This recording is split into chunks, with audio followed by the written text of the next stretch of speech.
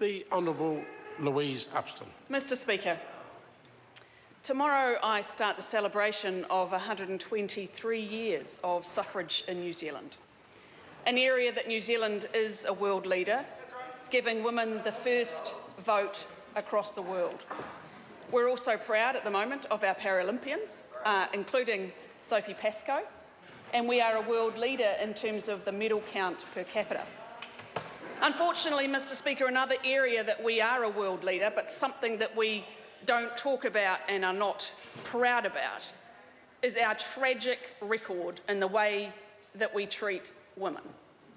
Each and every day sexism, sexual harassment, sexual abuse, whether at home or at work. Mr Speaker, this week alone in the news, we've seen a business leader, we see rugby teams, we see a news presenter, and in fact a politician who didn't make it to Parliament.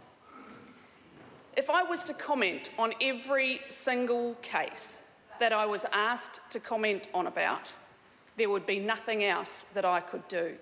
Because, Mr Speaker, it is rife in this country, and that is why, as a government, I am proud of our government and our strong record in terms of what we have already done, and yesterday's announcement of our comprehensive package of reform for family violence and sexual violence should have every single member in this House celebrating the tough issue that we are confronting. But that's fine.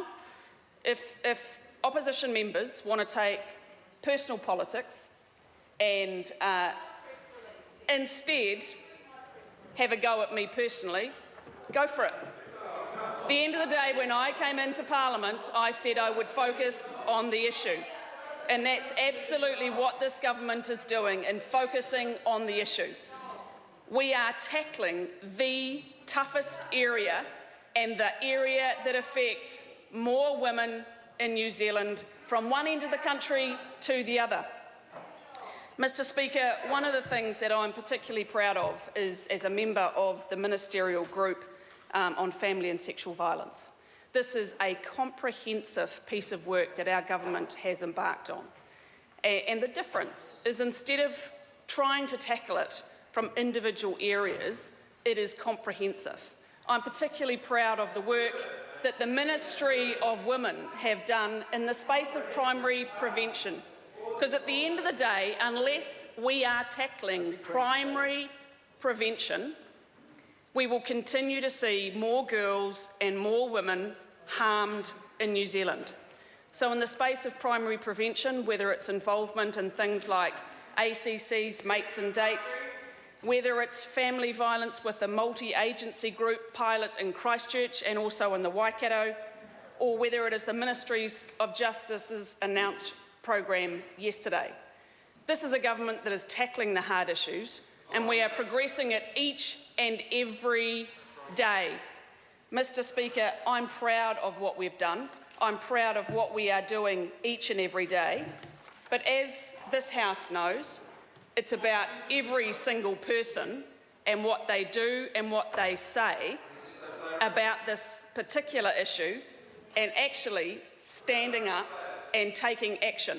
And if the other opposition want to say it reflects on one particular sport, I'm sorry that that's where your focus is. Because it's easy to say and anchor it on one particular sport when reality is there are men up and down this country who do not respect women, and that is the fundamental issue and why we have such significant rates of family and sexual violence. Focus on the issue. The issue is the lack of respect, and that is where primary prevention starts, Mr Speaker.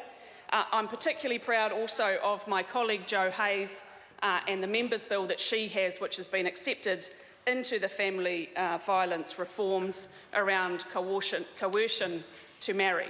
I do also want to acknowledge the cross-party work, I'm happy to acknowledge, of the Commonwealth Women's Parliamentarians Group in terms of progressing this issue. Where do you think those discussions get progressed? In the ministerial group on family violence. If you're not big enough to accept that, I feel sorry for you. End of the day, Mr. Speaker, our government is taking this job seriously. Mr. Speaker.